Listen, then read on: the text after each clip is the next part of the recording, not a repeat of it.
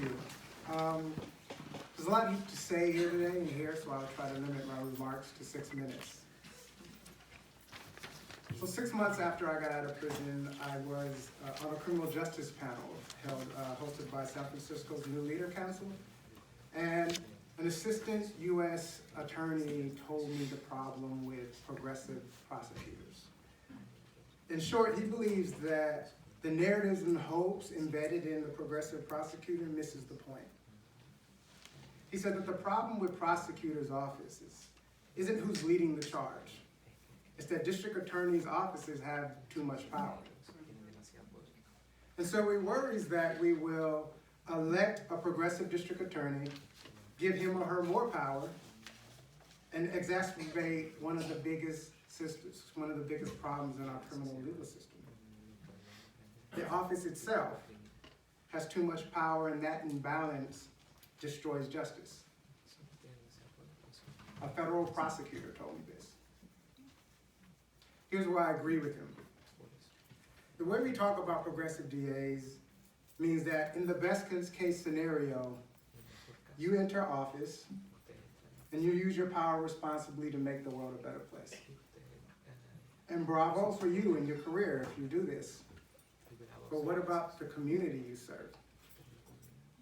In this best case scenario, we need you to experience justice. We need you to feel safe. In short, we need you. That's not justice or liberation. In fact, if we were married, our therapist would say we're in an unhealthy codependent relationship. Right? Here's where else I agree with this federal prosecutor.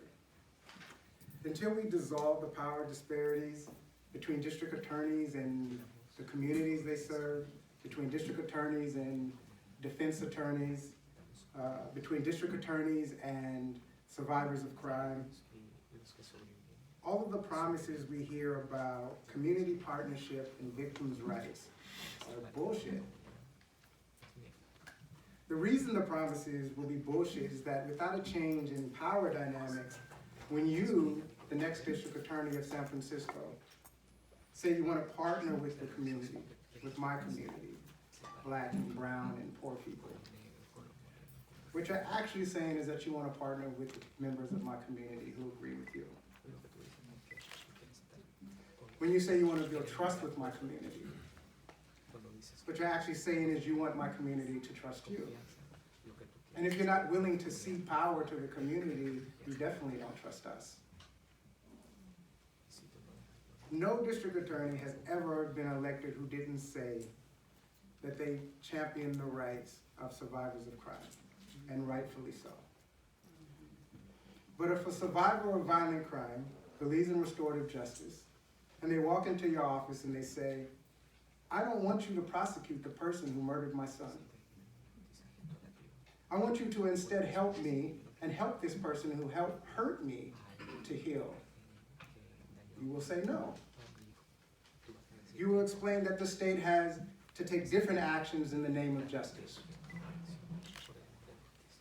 And that's not a partnership. That's paternalism. Paternalism was only justice when landowning white men were deciding what justice was for their wives and daughters and their slaves. And we know better than that today. I'm almost finished. I said murder, and that may shock you. You may be thinking, how can we live in a world where we don't mercilessly prosecute murderers? What about safety? I think that's a legitimate question. And here's the thing. We've gotten safety wrong for a very long time. And we didn't get it wrong because we were shooting for an ideal and missed. We got it wrong because white patriarchs were deciding whose safety mattered and whose didn't. In that light, we didn't get it wrong because we missed an ideal. We got it wrong exactly because the system we created is hitting its targets with inhumane efficiency.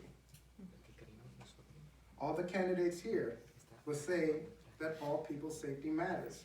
But what I've read in your blurbs and your websites and your public safety agendas are special task forces, increased prosecutions for particular crimes, all things that translate into more resources needed in the DA's office. So more power to solve the problem of too much power. So I say, in the spirit of compassion in the shared community we both belong to, that you have offered us short-term strategies that may be booms to your individual careers, because you may leave office having done amazing work for San Francisco, but that don't serve your community in the long term. Because when you leave, someone else will inherit the power you created for them. The imbalanced power that is noted as one of the biggest problems in our criminal legal system will continue to make actual justice unlikely, if not impossible. So I want to end by telling you where I don't agree with this federal prosecutor. I think this prosecutor expressed an important danger in progressive DA narratives. But I do think San Francisco needs to elect a progressive district attorney. I just think we need to be clear about what a progressive district attorney is. And so I offer you a definition to carry into this debate. A progressive district attorney is one who is committed to decreasing the power of the office while increasing the power of the whole community they serve. That way, when you leave office, we can still progress. Thank you.